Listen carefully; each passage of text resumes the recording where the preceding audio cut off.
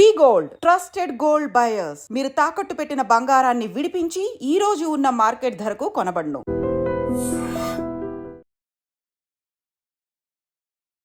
Gap వచ్చిందా? Gap ఇచ్చారా? రెండు అండి. ఆ కాన్సిక్వెన్సెస్ ఏంటో ఏం వినొచ్చా? లేదండి, ఆ గ్యాప్ ఈ గ్యాప్లా ఉంది. ఇప్పుడు మళ్ళీ ఫుల్ బిజీగా ఉన్నారు. అయితే ఒక పథకం ప్రకారం డెఫినెట్గా ఒక పథకం ప్రకారమే వస్తున్నారా? కరెక్ట్. సో మీ పథకం ఏంటని అడుగుతున్నా. నా పథకం విలన్ చెప్పండి, విలన్ మీరు చెప్పండి. మీరు స్పాట్లో 10,000 తీసుకెళ్ళచ్చు. సో ఈ ఆఫర్ సినిమా ఫస్ట్ డే ఉంటుందా? Morning show. అంటే అంత కాన్ఫిడెంట్ అంటే విలన్ ఎవరో చెప్పలేను. మనలో మన మాట సార్. విలన్ ఎవరండి? విలనే. కొంపతీసి మీరే విలన్? అదే నేను అంటున్నాను. లావణ్య గారికి పూరి గారికి మధ్యలో ఉన్న రిలేషన్ ఎంత స్ట్రాంగ్ గా ఉంది? ఇద్దరు అంటే ఎప్పుడో అన్నయ్య. బయట వస్తున్న రూమర్స్ కి సంబంధించి కానీ ఉంటాయి, ఆ రూమర్స్ మామూలుగా ఉంటాయి కదండి. ఒక బ్రదర్ గా ఆయన ఒక రాముడైతే నేను ఒక లక్ష్మణుడు. బ్రదర్గా దశరథుడు లాంటి మేము ఫాదర్ తర్వాత ఫాదర్. ఒక హీరోగా మీరు ఎస్టాబ్లిష్ అయ్యే టైంలో మీకు మీరే సరిగ్గా న్యాయం చేసుకోలేదేమో. What you say about that? మీది రాంగ్ అండి. Okay, prove me wrong sir. I will be more happy then that. వాళ్ళు యాక్సెప్ట్ చేసే సినిమా నేను ఇవ్వలేకపోయాను, అంతే. ఆకాష్ పూరి గారి గురించి చెప్పాలంటే మీకు తనకి ఉన్న రిలేషన్ గురించి చెప్పండి. చెప్పండి. చెప్పరా? అదేంటి అంతలా అనేసరి చెప్పరని. అలా వచ్చిందేమో. డైరెక్షన్ చూస్ చేసుకుంటారా? No thought of entering into politics? అప్పుడు వచ్చినప్పుడు మీతో మాట్లాడతాను.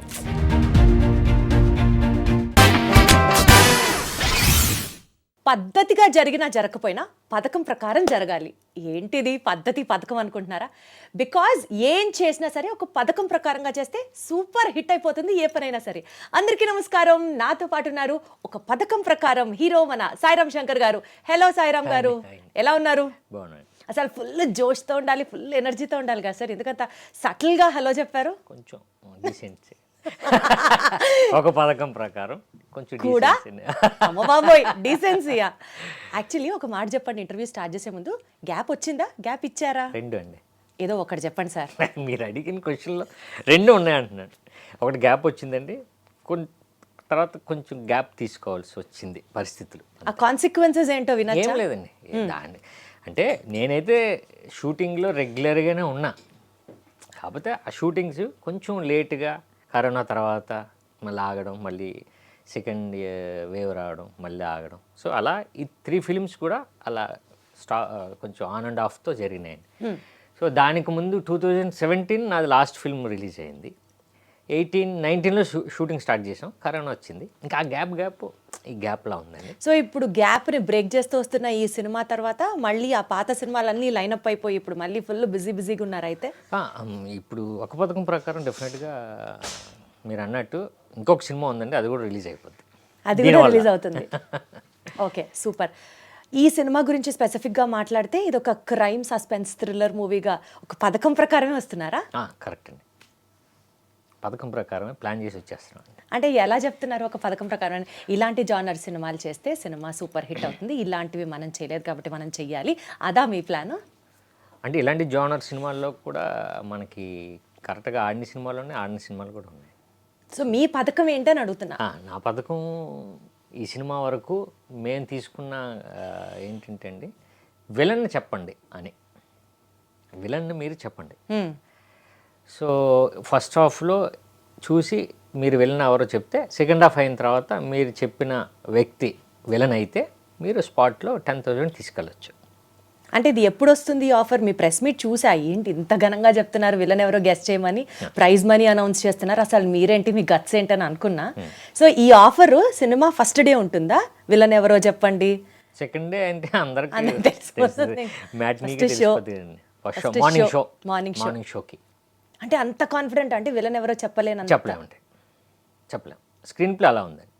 అంటే డైరెక్టర్ అంటే ప్రతి సినిమాకి ఏదో ఒక ప్రమోషన్ పట్టుకుంటాం మనం. బట్ ఈ సినిమాలోనే కథలోనే ప్రమోషన్ ఉంది, దాన్ని పట్టుకుందామని స్టార్ట్ చేసాం. మనలో మన మాట సార్. విలన్ ఎవరండి? విలనే. వాళ్ళు ఎంత చెప్పినా చెప్పట్లేదుగా మీరు అసలు ఎంత అడిగినా. లేదు బాగుంటుందండి, మీరు చూడండి. మీరు ఇంకొక ఏమంటారు దాన్ని, ఒక సస్పెక్ట్ కొంపతీసి మీరే విలనా? అదే నేను అంటున్నానండి. అసలు ఏం చేసినా ఆయన అయితే విలన్ ఎవరో చెప్పట్లేదు.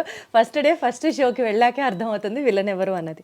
సరే అయితే సో జనరల్గా అండి మీ కెరియర్ గురించి కానీ మీ ఫిల్మోగ్రఫీ గురించి కానీ మాట్లాడాల్సి వస్తే, ఎవరికైనా ఒక హీరోగా ఎస్టాబ్లిష్ అవ్వాలి అని అంటే, ఒక ఆర్టిస్ట్గా ఎస్టాబ్లిష్ అవ్వాలి ఇండస్ట్రీలో అంటే initial years very crucial period. ఇది అయిన తర్వాత నెక్స్ట్ ఒక సక్సెస్ రావచ్చు, లేకపోతే కొంచెం స్ట్రగ్లింగ్ పీరియడ్ అయిన తర్వాత కొన్ని బెనిఫిట్స్ని ఎంజాయ్ చేయొచ్చు, ఇట్లా ఉంటుంది గ్రాఫ్. మీరు లాంచ్ అయినప్పటి నుంచి first 3 movies where like super blast, later on flops రావడం స్టార్ట్ చేసాయి, విచ్ ఇస్ కంప్లీట్లీ రివర్స్. ఎలా చూస్తారు దీన్ని మీరు? అదే సక్సెస్లో ఇది కూడా ఒకటి అని నేను ఎప్పుడు ఫిక్స్ అవుతానండి. ఇప్పుడు మీరు అన్నట్టు 143 తర్వాత బంపర్ ఆఫర్ వరకు బాగున్నాయి కదా, ఆ తర్వాత నుంచి సినిమాలు మనం అంటుంది ఏంటంటే సక్సెస్ కాలేదు. సో నేను ఫీల్ అయ్యేది ఏంటంటే అది నా వర్క్. అంటే నా మామూలు మన పనిలోనే ఏంటంటే ఒకటి లో ఉంటుంది, ఒకటి హై ఉంటుంది. ఈ రెండు చేయడమే నా జాబ్ అని నేను ఫీల్ అవుతాను. అంటే శంకర్ గారు, ఈ ఇంటర్వ్యూ స్టార్ట్ చేస్తున్నారు కాబట్టి మీరు ఫస్ట్ మెన్షన్ చేసినట్లు చాలా డీసెంట్గా ఉండాలని ఫిక్స్ అయ్యి వచ్చారా? లేదండి. అదర్వైజ్ ఆల్సో స్థితప్రజ్ఞత మీకు చాలా ఎక్కువ, అట్లాగే అనిపిస్తుంది మీరు మాట్లాడుతుంటే. లేదు, అంతే అండి, నేను చెప్పింది అది కాదు. మీరేమడిగారు, ఎందుకు రీజన్ అన్నారు. రీజన్ ఎందుకు అనట్లేదు. యూజువలీ ఒక ఫెయిల్యూర్ తర్వాత సక్సెస్ తీసుకోవడం చాలా హ్యాపీగా అనిపిస్తుంది. ఒక సక్సెస్ తర్వాత ఫెయిల్యూర్ని యాక్సెప్ట్ చేయడానికి గట్స్ కావాలి, మళ్ళీ బౌన్స్ బ్యాక్ అవ్వాలంటే. సో ఆ ట్రాన్సిషన్ ఫేజ్ మీరు చూశారు కాబట్టి how did you cope up with it is my question. అదే నేనేమంటున్నానంటే అండి, నేను కూడా అదే చెప్పా. ఇప్పుడు కెరియర్ అంటేనే ఈ రెండు ఉంటాయి కదా, నేను రెండింటినీ సక్సెస్ వస్తే వెరీ హ్యాపీ అండి, అలా అని చెప్పి లో వచ్చిందని చెప్పి మనం దాన్ని పట్టుకుని నేను ఉండను.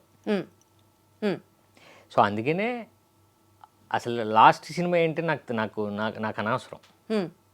నెక్స్ట్ సినిమా ఏంటి, ఓకే అవునా, నెక్స్ట్ ఏంటి, అంతే. ఇప్పుడు దాని గురించి నేను ఆలోచించనండి. Got it. Actually good for health also, good for everything, good for everybody. అదే చుట్టుపక్కల కూడా మంచిదండి. నేను అనేది అందరికీ కూడా ఈ థియరీని యాక్సెప్ట్ చేసుకుంటే గతం గతః, ప్రెజెంట్ దాని మీద ఫోకస్ పెట్టాలి ఇస్ వాట్ యువర్ సీయింగ్.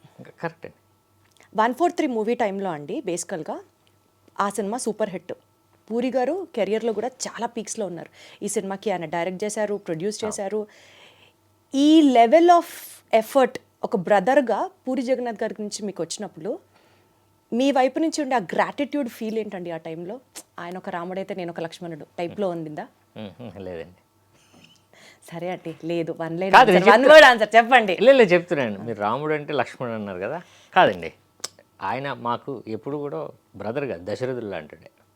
అది నాకు కానీ మా రెండో బ్రదర్కి కానీ మేము ఫాదర్ తర్వాత ఫాదర్ అంతే. సో అది అయితే ఎప్పుడూ ఉందండి. ఎందుకంటే ఇప్పుడు నేను అసిస్టెంట్ డైరెక్టర్గా ఫస్ట్ ఇండస్ట్రీకి వచ్చింది అన్నయ్య దగ్గర పనిచేశా. హీరోని చేద్దాం అని అనుకున్నారు అంటే నా మీద ఇన్వెస్ట్మెంట్ స్టార్ట్ అయింది. సో ఒక బ్రదర్గా ఇన్వెస్ట్ చేస్తారు చాలామంది, లేకపోతే ఇంకొక బ్రదర్లకి సపోర్ట్ ఉంటుంది. కాకపోతే నేను చూసిన మా అన్నయ్యలో ఏంటంటే దానికి ఎప్పుడు వెనకాడ్డు, అంటే సపోర్ట్ చేయడానికి, బ్యాకప్ చేయడానికి. అంటే ఇప్పుడు ఫ్యామిలీలో చాలామంది ఒక లెక్కలు వేస్తూ ఉంటారు కదా, ఈ లెక్కలు అక్కడ ఉండవు. ఓ వండర్ఫుల్. ఉండవండి. ఇప్పుడు ఏంటి ఇప్పుడు సినిమా తీద్దాం, దీనికి ఒక లెక్క, ఇంట్లో కూడా అంటే వదిన దగ్గర నుంచి కూడా అలాంటిదే ఉండదు. కాబట్టి నేనేమంటున్నానంటే ఆయన ఎప్పుడూ కూడా ఈయన్ని అలా నిలబడదాం, లేకపోతే మా రెండో బ్రదర్ని ఏంటి ఇప్పుడు నువ్వేంటి పాలిటిక్స్, ఏంటి సపోర్టు, ఓకే ఇటు సపోర్ట్ ఇది. ఇప్పటికీ మీ ఇద్దరి మధ్యలో రిలేషన్ అలాగే ఉందా అండి? అన్నయ్యకైనా ఉందండి, పూరికి మీకు కూడా ఇప్పటికీ అదే ఉంది. బ్రదర్సే కదండి రిలేషన్. అదే అంటున్నా, అప్పటికి ఉన్న గ్రాటిట్యూడ్ ఫీలే కాకుండా ఉంటుంది ఓవరాల్గా ఉంటుంది, ఉంది. Not to dig deep in to your family issues అండి, బట్ స్టిల్ ఒక చిన్న పాయింట్, లావణ్య గారికి పూరి గారికి మధ్యలో ఉన్న రిలేషన్ ఎంత స్ట్రాంగ్గా ఉంది? మంచిదే ఉంది కదండి, స్ట్రాంగే కదండి. సో ఇద్దరు అంటే ఎప్పుడో అన్నయ్య లవ్ చేసి ఇద్దరు ప్రేమించుకొని పెళ్లి చేసుకున్నది. సో ఇప్పుడు స్ట్రాంగ్గానే ఉంటారు. ఉంది, బయట వస్తున్న రూమర్స్కి సంబంధించి కానీ ఉంటాయి ఆ రూమర్స్ మామూలుగా ఉంటాయి కదండి. బట్ అదే అంటున్నాను నేను, ప్రాక్టికల్గా ఇద్దరు బాగుంటారు ఇప్పుడు కూడా.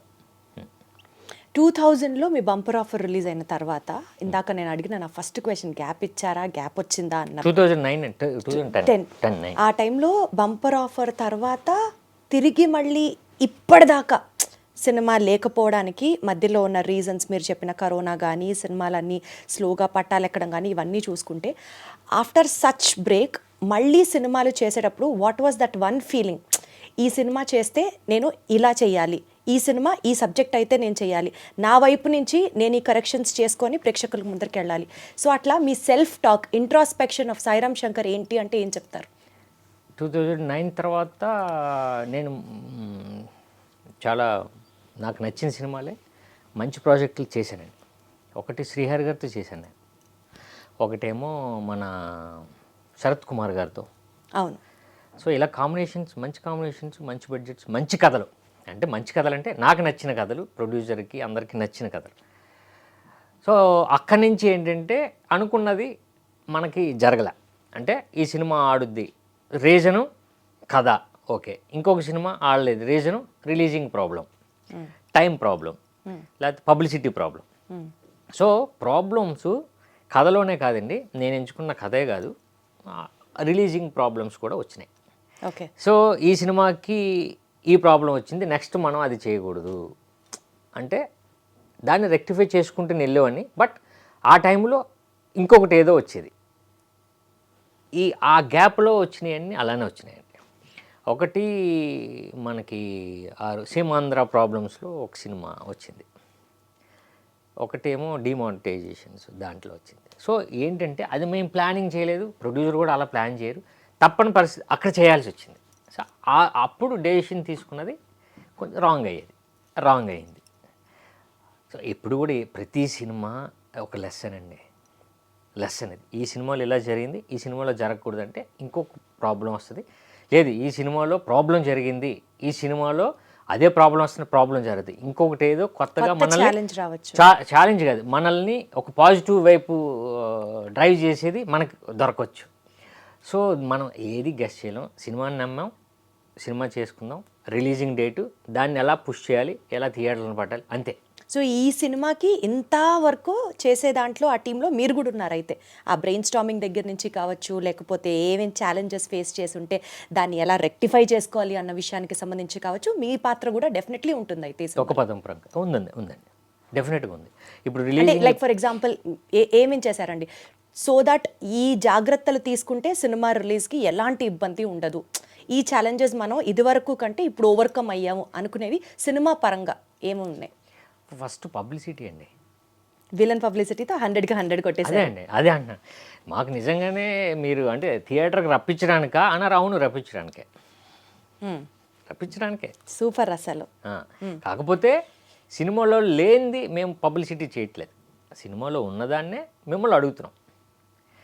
అదేంటి ఛాలెంజ్ కాదు, మీరు చెప్పండి, తీసుకెళ్ళండి, డబ్బులు మీరు చెప్పాలనే నేను అనుకుంటున్నాను. చెప్తే 10,000 నాకు హ్యాపీ, చెప్పలేకపోతే వెరీ హ్యాపీ. ఎలా అయినా హ్యాపీ మాత్రం కామన్. సో ఆ పబ్లిసిటీ మాకు ఉపయోగపడింది. ఇకపోతే థియేటర్స్ మనం ప్లాన్ చేసుకోవాలి, డేట్ కరెక్ట్గా లాక్ చేయాలి. Feb 7th లాక్ చేసామండి. ఇప్పుడు థియేటర్స్ ఎప్పుడు దొరుకుతాయంటే ఈ ట్రైలరు, మీరన్న ఈ కాంటెస్ట్ అంతా రీచ్ అయ్యేటట్టు మనం చేయాలి, బయర్స్కి ఆడియన్స్కి కాన్ఫిడెన్స్ రావాలి.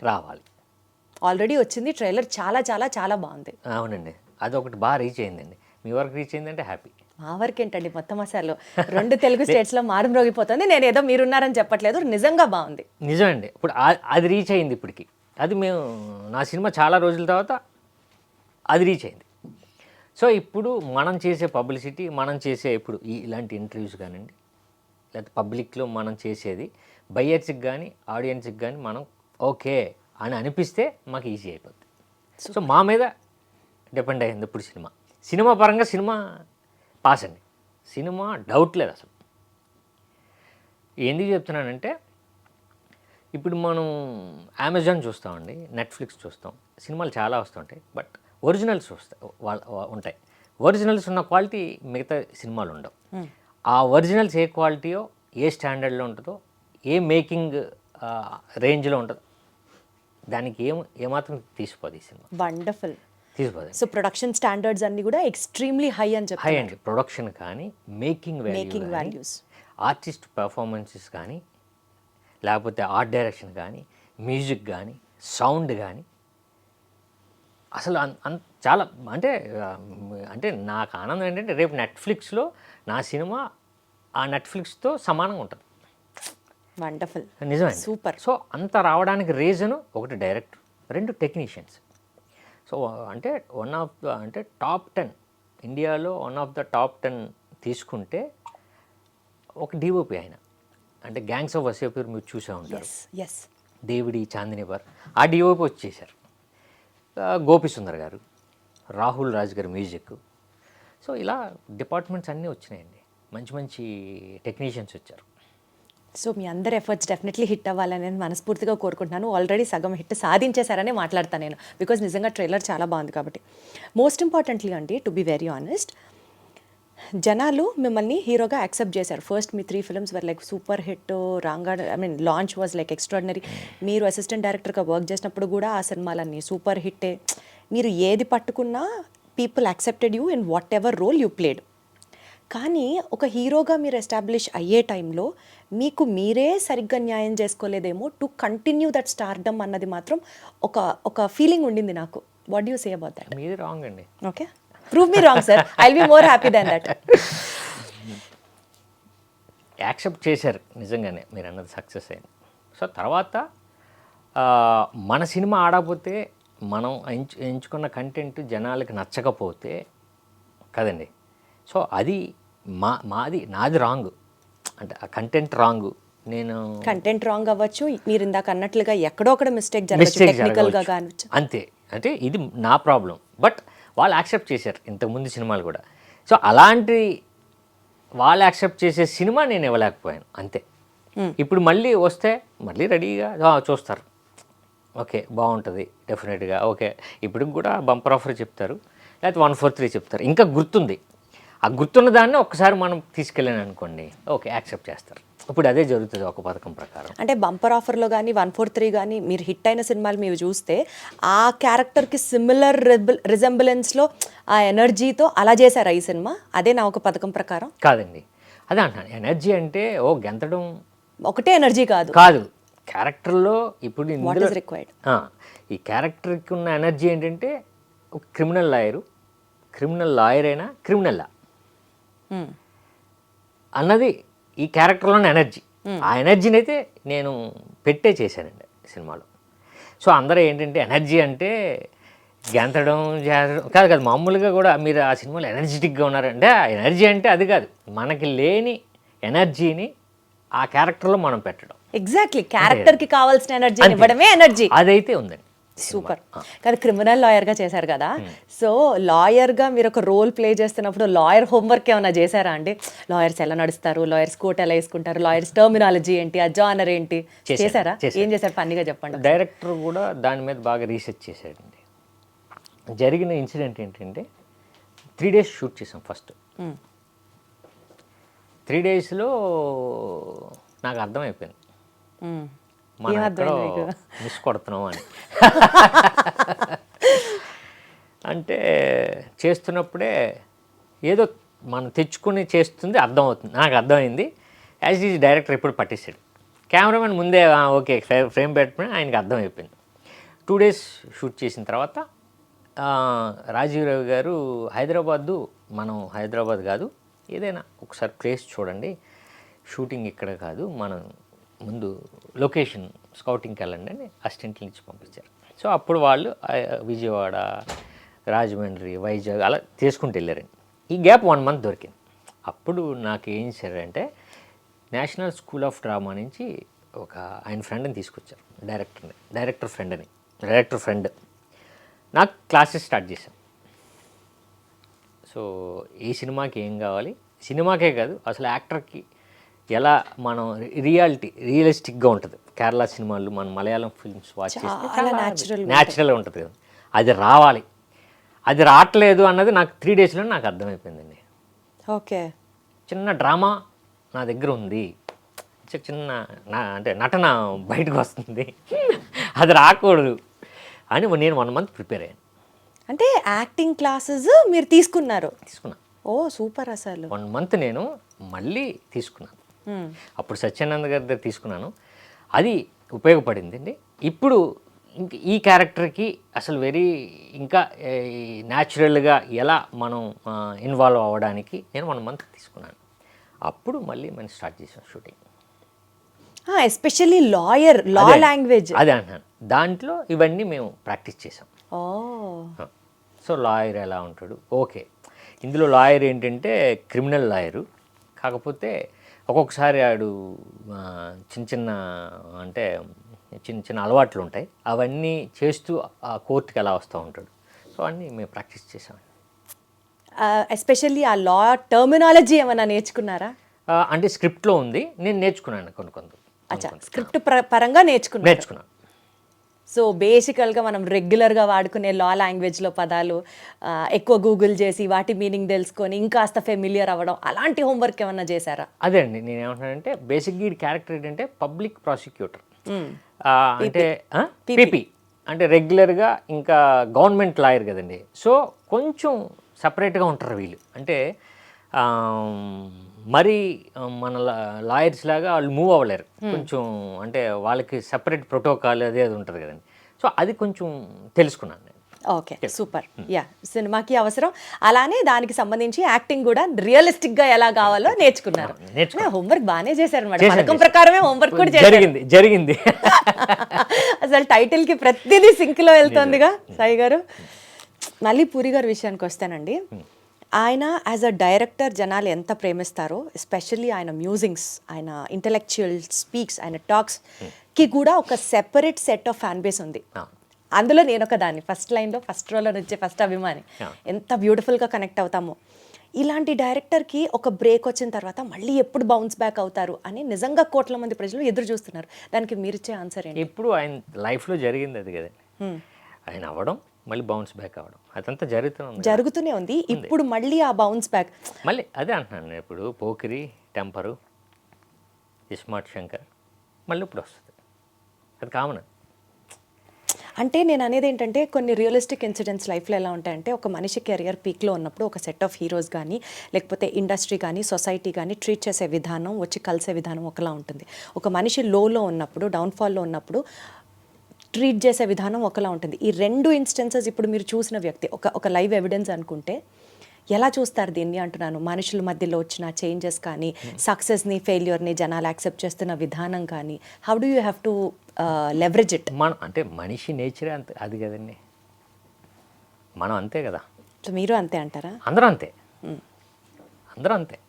సో అది తెలిసిన విషయమే కదా. ఇప్పుడు సక్సెస్ ఉంటే మనం ఒకలా ఉంటాం, సక్సెస్ లేనప్పుడు ఎదుటి వ్యక్తిలో మనం వేరే రకంగా ఉంటాం. సో ఇది మనకు తెలిసిన మ్యాటరే కదా. ఆయనకు కూడా ప్రాక్టికల్గా తెలుసు. ఎప్పుడు కూడా ఇండస్ట్రీ గురించి ఎప్పుడైనా ఫీల్ అవ్వడం కానీ, మీరు మళ్ళీ ఆయన్ని కన్సోల్ చేయడం కానీ, లేకపోతే మీకు అలా ఎదురైన సిచ్యువేషన్ కానీ ఏమన్నా ఉందా? Is what I wanted to know. అదే నేను ఏమంటున్నానంటే అండి, అసలు దీనికన్నా ముందు ఆయన డైరెక్టర్ అవ్వకముందు చాలా ఉన్నాయి దీనికన్నా పెద్దవి, అంతే కదా. ఇదంతా ఆయన అందుకే ఎప్పుడు కూడా మీరు చూస్తే గ్యాప్ రాదు సినిమాకి. అప్పుడు ఎవరు నెక్స్ట్ కాదా, నెక్స్ట్ ఏంటి, ఆల్టర్నేట్ ఎవరు, వెళ్ళిపోవడమే. వీళ్ళు కావాలి, వీళ్ళతోనే చేయాలి, ప్రాజెక్ట్ ఎప్పుడు ఆగదు కదండి. ఆయన చేసుకుంటూ వెళ్ళిపోతూ ఉంటారు. అంటే ఇంత ఈజీ గోయింగ్ లైఫ్లో ఏది వస్తే అది యాక్సెప్ట్ చేయడం, మన పని మనం చేసుకుంటూ వెళ్ళిపోవడం, మీకు కూడా ఆయన నుంచే వచ్చిందా క్వాలిటీ? 100% ఆయన నుంచే చూసి నేర్చుకున్నారంటారు. ఏమో తెలీదు, నాకు తెలిసి ఫస్ట్ డే నాకు 143 చేసినప్పుడు చాలా విషయాలు చెప్పారు, అది నాకు ఇప్పటికీ గుర్తున్నాయి. కొన్ని షేర్ చేసుకోండి. చెప్పండి. చెప్పరా? అదేంటి అంతలా అనే సరే చెప్పరని, మంచి విషయాలే కదా సాయిరామ్ గారు. అదే ఇప్పుడు అయినా సరే చెప్పరు ఆయన. సో ఏమవుతుందంటే నిజమే, ఆయన చూసి నేర్చుకుందే. కరెక్ట్గా ఏదో ఒకటి చెప్తాడు, దాంట్లో చాలా విషయం ఉంటుంది. మనకు ఉపయోగపడే విషయం. అది చెప్పరు అంతేనా? ఏమన్నా అది మంచిదంటే చెప్పచ్చు కదా. అందరికీ ఉపయోగపడేదండి. పాడ్కాస్ట్లు వచ్చినాయన్నీ అవే, అప్పుడు చెప్పేవే ఇప్పుడు నెమ్మదిగా ఆయన చెప్తున్నారు. Okay okay. సో బేసికల్గా ఆకాష్ పూరి గారి గురించి చెప్పాలంటే అసలు ఒక fully loaded fire loaded gun లాగా ఉంటాడు. అండ్ ఆల్మోస్ట్ యాక్షన్ కూడా అద్భుతము. ఒక ఫ్రెషర్ వచ్చి మూవీస్ చేస్తున్నట్లుగా అయితే ఇంప్రెషన్ ఎక్కడా రాలేదు అసలు. Too good in his acting levels. మీకు తనకి ఉన్న రిలేషన్ గురించి చెప్పండి. బాగానే ఉంటుందండి. ఏమండి బాగానే ఉంటుంది కాదండి, ఇంకాస్త ఎలాబొరేటెడ్గా చెప్పండి. ఒక్క 1 word ఆన్సర్, 1 line కూడా కాదు, జస్ట్ 1 word అంతే. అంటే సినిమాల గురించి అయితే ఏం మాట్లాడుకోం, ఏ సినిమా చేస్తున్నామో లేకపోతే ఎందుకో తన ఏజ్ కంటే ఎక్కువ మెచ్యూరిటీ ఉన్న మనిషిలాగా అనిపిస్తాడు నాకు. ఎందుకంటే తనకి ప్రమోషనల్ ఇంటర్వ్యూస్ చేసినప్పుడు, కలిసినప్పుడు, మాట్లాడినప్పుడు this was what I felt. నేను చెప్పేశాను కూడా తనకి డైరెక్ట్గా. ఏజ్లో కన్నా ఉన్న మెచ్యూరిటీ మేబీ అది బయటకు వచ్చినప్పుడు అలా బిహేవ్ చేసిన maturity I don't think so. ఓవరాల్గా కూడా ఈజ్ అ గుడ్ మెచ్యూర్డ్ గై అని అనిపిస్తుంది. ఆ లెవెల్ ఆఫ్ మెచ్యూర్డ్ ఇంటరాక్షన్ అడుగుతున్నాం మీ మధ్యలో. అదే మీరు అన్నట్టు కొంచెం కరెక్టే, కొంచెం మెచ్యూర్డ్గా ఉంటాడు అంతా అండి.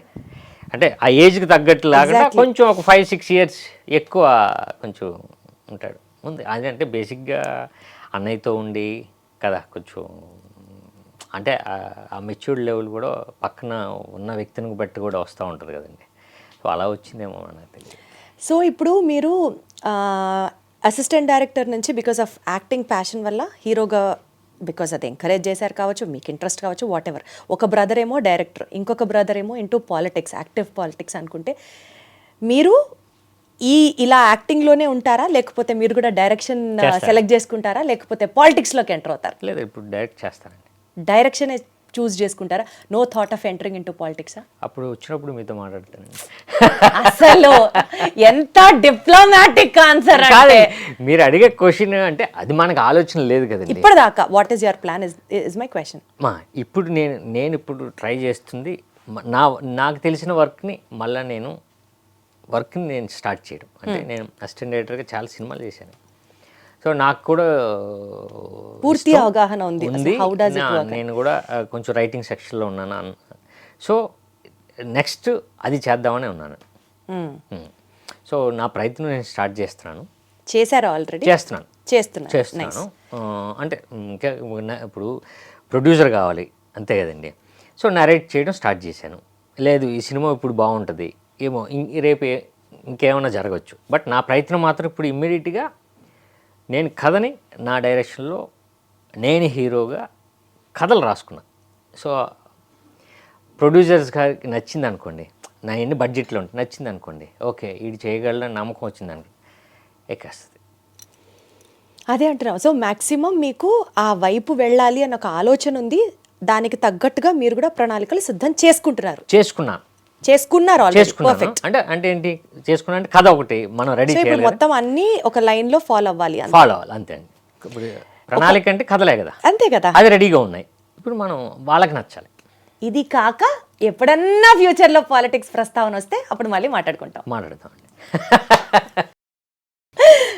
2009-10 ఆ ప్రాంతంలో, అంటే మోర్ దాన్ 10 years, ఒక డికేడ్ యావరేజ్గా మాట్లాడుకుంటే ఒక 10 yearsలో మీరు చేసిన వర్క్స్ కానీ మీరు కొట్టిన హిట్స్ కానీ ఒక 10 yearsలో ఏం లేవు అని అనుకుంటే, ఒక 10 yearsని కనుక బేసిస్గా తీసుకుంటే సినిమా ఇండస్ట్రీ ఫేస్ అంతా మారింది. అంటే ఒక 10 yearsకి ముందరున్న ఫిల్మ్ ఇండస్ట్రీ వేరు, ఇప్పుడున్న ఫిల్మ్ ఇండస్ట్రీ వేరు.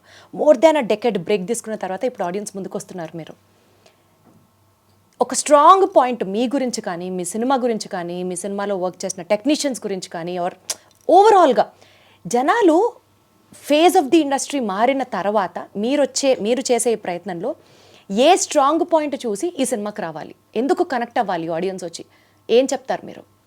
ఇప్పుడు మనం డికేడ్ అన్నారు, 10 years అయింది, అంతా మారిందని. సో దాని గురించి మాట్లాడతాం. ఏం మారింది అని అనుకుంటే నేను నమ్మేది ఏంటంటే అండి, ఆడియన్ని ఎప్పుడు మనం ఏది ఇస్తే, ఏ సినిమా ఇస్తే, ఏ జానర్ ఇస్తే అది బాగుంటే అది యాక్సెప్ట్ చేస్తాం. రైట్ అండి. జానర్సు తర్వాత లేకపోతే మారిపోయింది మొత్తం అంటే మారింది, కాకపోతే ఆడియన్స్ ఉన్నారు. ఇప్పుడు ఎగ్జాంపుల్ మనం తీసుకుందామండి. మొన్న రిలీజ్ అయిన, పండగకి రిలీజ్ అయిన సంక్రాంతికి వస్తున్నాం అంటే అది ఆడింది కదా. అంటే ఇప్పుడు మనం మారినట్ట మారనట్ట మీ దృష్టిలో మీరు ఏ పాయింట్ ఆఫ్ వ్యూలో ఆడియన్స్ మారింది, లేకపోతే ఆడియన్స్ టేస్ట్ మారలేదు, ఫిలిం ఇండస్ట్రీ ఫేస్ మారింది అంటున్నాను. అంటే ఏంటి అంటున్నాను అంటే మన స్ట్రెంత్ మారింది, అది పక్కన పెడదాం. అంటే మన తెలుగు సినిమా అంటే ఎక్కడికో ప్రతిదీ వెళ్ళిపోయింది. పాన్ ఇండియా ఫిల్మ్ లో అవ్వచ్చు, హై ప్రొడక్షన్ వాల్యూస్ తో ఫిల్మ్స్ అవ్వచ్చు, ఇట్లా ఎన్ నెంబర్ ఆఫ్ బడ్జెట్స్ కేసెస్. మారిపోయినాయి, కరెక్ట్. చాలా మారినాయండి. నేనంటుంది అంటే మీరు అడిగిన క్వశ్చన్ ఏంటంటే సినిమా మారింది కదా కదా మీది ఎలా ఉంటుంది, ఏ స్ట్రాంగ్ పాయింట్. నేను అంటే మన సినిమా జానర్ ఎప్పుడూ మారలే. మనం ఈ మధ్య ఆ ఓటీటీకి అలవాటు పడి ఇది థ్రిల్లరు ఇప్పుడు అందరూ యాక్సెప్ట్ చేస్తున్నారు అనుకుంటున్నాం, కానీ బలగం ఆడింది, సంక్రాంతికి వస్తున్న ఆడింది, డాకు మహారాజ్ కమర్షియల్ ఫిల్మ్ ఆడింది. సో అలా లేదండి. ఇప్పుడు నా సినిమాకి వస్తే మీరు అన్నట్టు నిజంగానే మనకి ఇష్టమైన జోనరు ఈ మధ్యకాలంలో ఎక్కువ మంది చూసేది థ్రిల్లర్, సస్పెన్స్, మర్డర్స్, ఇవే కదండి, ఇవే జరిగినాయి. ఆ కంటెంట్ తీసుకున్నాం మనం. ఒకటి. రెండు ఏంటంటే ఇందులో స్ట్రాంగ్గా మేము నమ్మేది ఒక మంచి కథ ఉంటుంది. ఆ కథలో ఉన్న మంచి ఎలిమెంటే మేము పట్టుకొని వెళ్తుంది. ఏంటంటే విలన్ సస్పెన్స్, సినిమాలో సస్పెన్స్ ఏంటంటే విలను. సో అది మంచి ఎలిమెంటే కదండి. అలాగని చెప్పి కథ కూడా చాలా స్ట్రాంగ్గా ఉంటుందండి, మంచి ఎమోషన్ ఉంటుంది, లవ్ స్టోరీ ఉంటుంది. సొసైటీలో ఇప్పుడు జరుగుతున్న ఒక ఇన్సిడెంట్ని తీసుకుని డైరెక్టర్ చేశాడు ఈ సినిమా. ఇప్పుడు జరుగుతున్న ఒక సొసైటీ, ఒక ఎలిమెంట్, ఒక ఎలిమెంట్, ఎస్, ఒక ఎలిమెంట్ని తీసుకుని ఈ కథని డ్రైవ్ చేశాడు. సో ఆ ఎలిమెంటే ఈ సినిమాకి ఒక కీలకం అయి ఉంటుంది. సో ఇప్పుడు జరుగుతున్న పరిస్థితులను బట్టి ఇప్పుడు ఆడియన్స్ బాగా ఫీల్ అవుతున్న థ్రిల్లర్ సస్పెన్స్కి దగ్గరగా ఉన్నారు కాబట్టి ఈ సినిమా మీరు అన్నట్టు ఇది ఈ జానరు ఈ టైంలో కరెక్ట్. పర్ఫెక్ట్ అండి. సోషల్ రెస్పాన్సిబిలిటీతో పాటు ఒక థ్రిల్లింగ్ ఎలిమెంట్ పెట్టారు, దాంతోపాటు విలన్ ఎవరు అన్నది ఒక పబ్లిసైజ్ చేసి తీసుకెళ్లారు. అమ్మ బాబోయ్, ఇది చాలా ఒక పథకం ప్రకారం కాదు, చాలా పథకాల ప్రకారం జరుగుతున్నాయి. మంచి సాంగ్స్ కూడా ఉన్నాయి కదండి, మంచి songs obviously. Correct. Sid Sriram garu 2 songs పాడారు, 2 బాగున్నాయి. అర్థమైందండి, ఒక పథకం అయితే కాదు, ఇది చాలా పథకాలు. నిజమండి. క్రిమినల్ లాయర్గా మీరు చేస్తున్నారు కాబట్టి సరదాగా కొన్ని lawyer related rapid fire questions అడుగుతాను, ప్లాన్ చేసుకొచ్చాను, అవి మీరు ఆన్సర్ చెప్పాలి. మీరు దయచేసి ఆ డిప్లొమాటిక్ గా కాకుండా లాయర్ లాగా మాట్లాడకుండా. మీరు కాదు లాయర్, నేను కాదు, ఆ క్వశ్చన్స్ నేను ఆన్సర్ చెప్పాలి. అంటే నేను ఇప్పుడు మిమ్మల్ని ఆ పుస్తకాల్లోంచి క్వశ్చన్ ఎట్టి పరిస్థితుల్లో కాదు, ఎందుకంటే మిమ్మల్ని అడగాలంటే నాకు తెలియాలి కదా ఫస్ట్. చెప్పండి. ఓకే, ఏది ఎక్కువ టఫ్ అండి, జడ్జిని ఫేస్ చేయడం కష్టమా, డైరెక్టర్ని ఫేస్ చేయడం కష్టమా? ఎలాంటి క్వశ్చన్ ఇది ఇప్పుడు? కాదండి, డైరెక్టర్ని ఫేస్ చేస్తాం, జడ్జిని ఎప్పుడు ఫేస్ చేసి మనకు ఎలా తెలుస్తుంది అది? అంటే ఏమో ఏమైనా జరిగితే చెప్తారేమో నా క్వశ్చన్. చెప్పండి. నేను జడ్జిని ఫేస్ చేశానండి, రిపోర్టింగ్ చేసేటప్పుడు జడ్జి గారి దగ్గర ఉన్నాను కానీ నేను ఫేస్ చేయలేదు. మీకు అర్థమవుతుందా? ఒక సీన్ రికార్డ్ చేసేటప్పుడు సమాధానం ఎవరిదంటారు? డిప్లొమాటిక్ ఏంటండి, నేను ఫేస్ చేసి చెప్తున్నా మీకు. డైరెక్టర్ని ఫేస్ చేసి ఉంటారు. మీరు ఎప్పుడన్నా జడ్జిని ఫేస్ చేశారా? చేశాను. సింపుల్. జడ్జిని ఫేస్ చేయడం ఈజీయా, డైరెక్టర్ని ఫేస్ చేయడం ఈజీయా? ఎప్పుడు జడ్జి అన్నారు ఎక్కడో అక్కడ ఉంటాడు కదా, అంటే తలెత్తి చూడడం కష్టం అండి చాలా. ఇప్పుడు డైరెక్టర్ మన పక్కనే ఉంటారు అండి. అసలు మీ డిప్లొమాటిక్ ఆన్సర్లకి నమస్కారం అండి. కాదు, ఇప్పుడు డైరెక్టర్ని ఫేస్ చేయడం కష్టం అంటే సరే మీరు చెప్పండి. నేను డైరెక్టర్ని ఫేస్ చేస్తే చెప్తానండి. నాకు డైరెక్టర్ గారిని ఫేస్ చేయడమే కష్టం, జడ్జిని ఫేస్ చేయడం కష్టం అని ఎప్పుడూ అనిపించలేదు. అది మీకు ఎక్స్పీరియన్స్తో చెప్తున్నాను. అలాంటి ఎక్స్పీరియన్స్ మీరేమన్నా చెప్తారేమో, అసలు మీరు జడ్జిని ఎప్పుడు ఫేస్ చేశారు, ఆ ఎక్స్పీరియన్స్ ఇంకొకమేమో అని బ్యాక్ టు బ్యాక్ అనుకున్నాను. లేదు మీరు అడగండి. నేను జడ్జిని ఫేస్ చేశాను ఒకసారి. అంటే మా ఇంట్లో మా ఫ్యామిలీస్లో మా ఊళ్ళో మాకు చిన్న తగులు ఉండేలండి, గొడవలు ఉండేవి.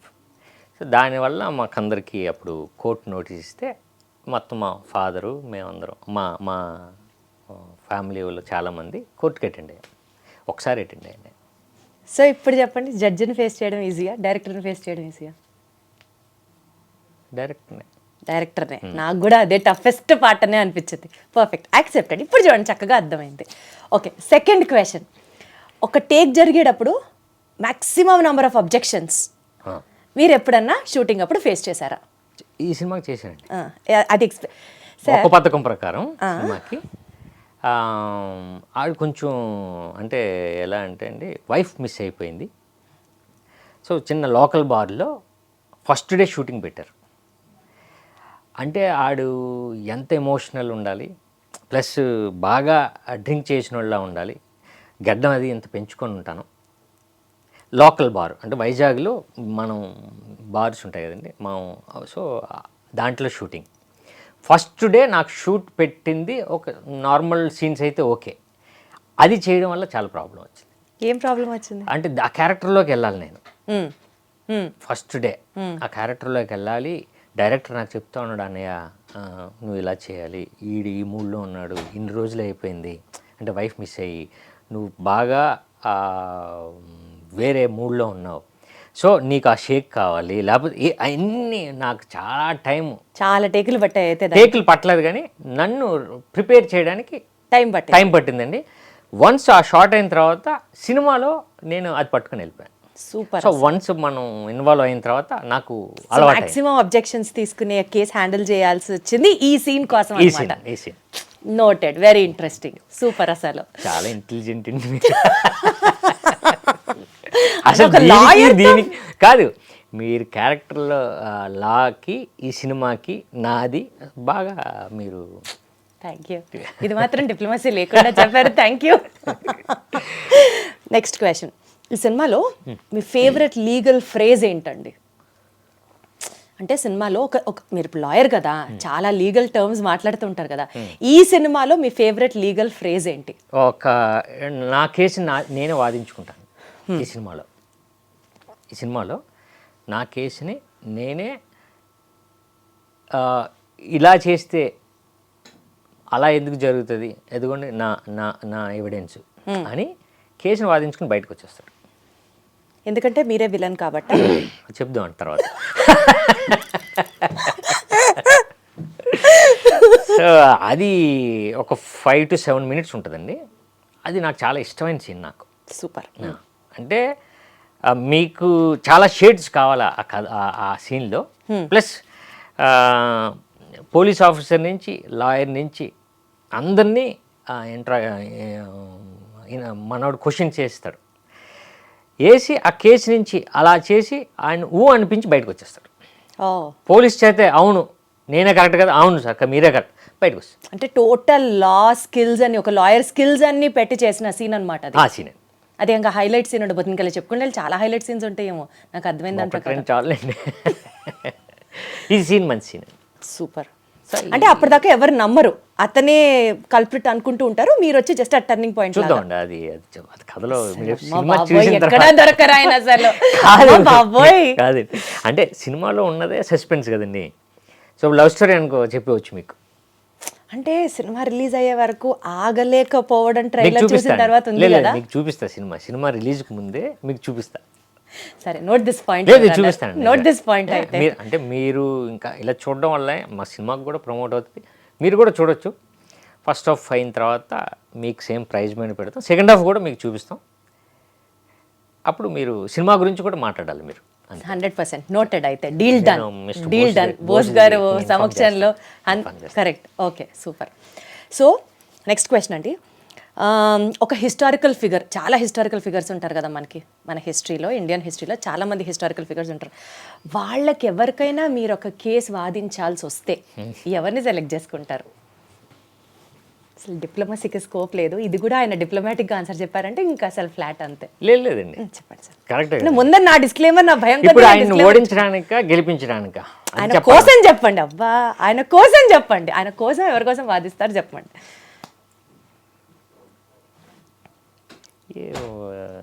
భలే క్వశ్చన్ వేసారండి.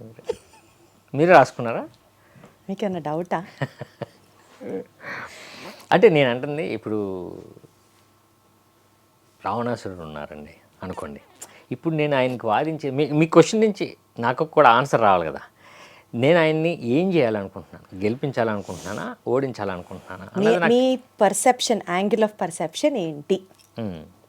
ఎవరిని కేసు టేకప్ చేస్తారు ఇస్ మై క్వశ్చన్. ఏమన్నా నాకు అంత పురాణాల మీద అంత ఐడియా లేదండి. పురాణాలు అవసరం లేదండి, any historical figure will do.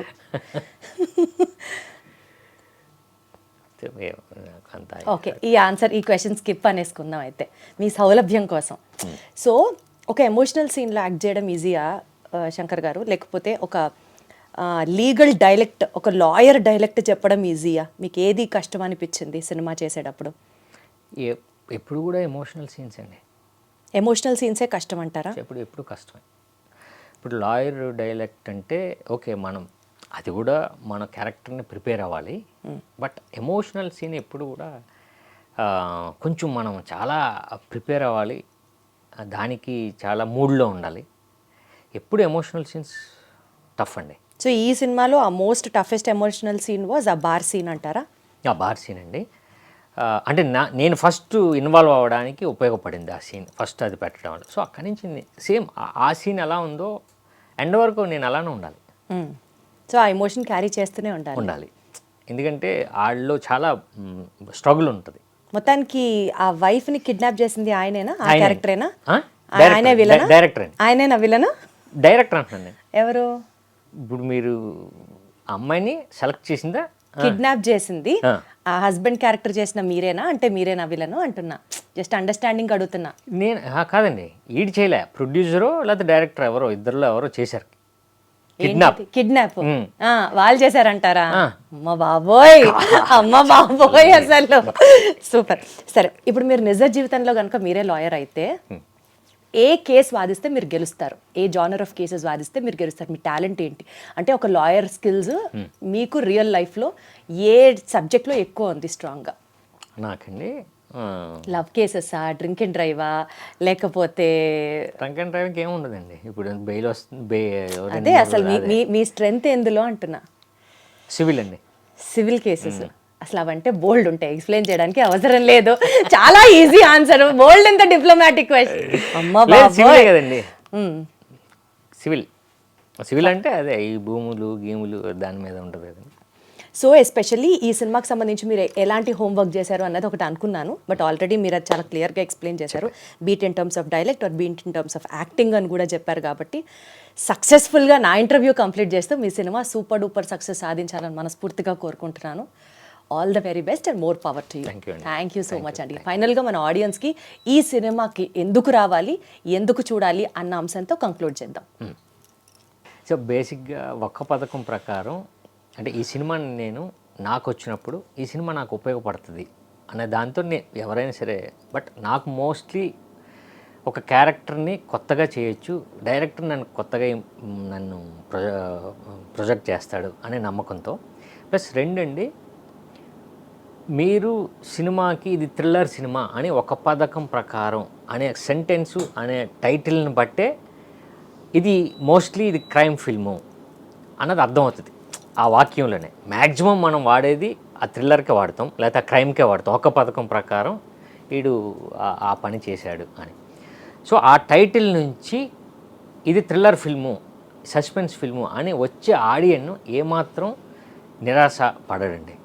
ఎందుకంటే edge of the seat second హాఫ్లో అసలు ఏం జరుగుతుంది, మనం చూసిన సినిమా ఫస్ట్ హాఫ్ ఏంటి, ఈ సెకండ్ హాఫ్లో ఎవడు అసలు లీడ్ కాదా, ఓకే సముద్రగాని గారా, కాదు, లేదా హీరోయినా, కాదు, పక్కన ఉన్న పోలీస్ ఆఫీసరా, లేకపోతే హీరోనా, ఇలా గ్రాఫ్ వేసుకుని వెళ్ళాల్సిందేనండి ఆడియన్స్. సో అంత థ్రిల్లింగ్ ఎలిమెంట్ ఆడియన్కి ఎప్పుడు నచ్చుతుంది, వండర్ఫుల్ నచ్చుతుంది. సో అది మాకు ఉపయోగపడుతుంది. వాళ్ళకు కూడా ఓకే సినిమా చూసాం, ఓకే కొత్తగా క్యారెక్టర్స్ బాగున్నాయి, కొత్త స్క్రీన్ ప్లే ఉంది, థ్రిల్లింగ్ ఎలిమెంట్ ఉంది, మనం అనుకున్నది కాదే అని ఫీల్ అవుతారండి. అది మాకు ఉపయోగపడుతుంది. సో ఆ వావ్ ఫ్యాక్టర్ ఒకటే జనాల్ని తెప్పిస్తుంది హాల్స్కి అన్నది మీ నమ్మకం అండి. మేము అందుకనే ఆ పబ్లిసిటీతో వెళ్తున్నామండి. సో డెఫినెట్గా మాది తప్పు కాదని సినిమాలో ఉంది అది. Done, perfect. సో ఇంకా ఎక్కువ విలన్ ఎవరు అని నేను కూడా మిమ్మల్ని అడిగి ఇబ్బంది పెట్టదలుచుకోవద్దా? అట్లీస్ట్ ఇంటర్వ్యూ అయిపోయిన తర్వాత అయినా పర్సనల్గా అడిగి తెలుసుకుందాం అన్న ఒక ఫీలింగ్తో ఉన్నాను. కాదండి, నేను చెప్పానుగా మీకు సినిమా చూపిస్తా. డన్ చూపిస్తా. అందుకని ఇంకా ఈ ఇంటర్వ్యూలో ఎక్కువ సాగతీయకుండా సినిమా చూపిస్తా. మేము ఒకసారి మీకు షో వేసినప్పుడు సేమ్ కంటెస్ట్ అండి. మీరు వెళ్ళే ముందు మేము అక్కడ 10,000 పెడతాం, మీరు చూసి వచ్చి రాసేవచ్చు అక్కడ. Done, noted, deal done. ఇందాకే అనుకున్నాగా. థ్యాంక్ యూ సో మచ్ అండి. ఆల్ ద బెస్ట్ మీకు, మీ టీమ్కి. ఈ సినిమా సూపర్ సక్సెస్తో మళ్ళీ మీరు ఆ హిట్ ఫామ్లోకి వచ్చాలని మనస్ఫూర్తిగా కోరుకుంటూ good luck to you. Thank you అండి. Thank you.